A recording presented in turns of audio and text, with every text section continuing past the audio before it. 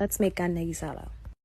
First, you want to brine your meat, which is cleaning it. I use cold water, vinegar, and salt. Then you want to season it with a touch of flour. It helps with the thickness of the sauce. It should look like this. Next, I cut up my veggies. I used yellow peppers, tomatoes, onions, and cilantro. Then I added it to the meat, also with sofrito and minced garlic. Mix it up. It should look like this.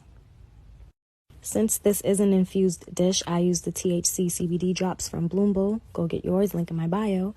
Then I added some oil to the pot. Toss the meat and everything in there. Once the meat was in the pot, I then added water to the same bowl.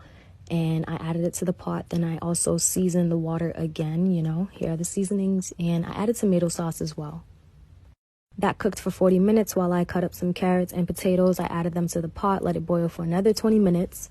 I then started my rice. Please make sure to clean your rice. When it's almost ready, it should look like this with holes in it. For the final product, I added plantains, corn, and a side salad. And this is it.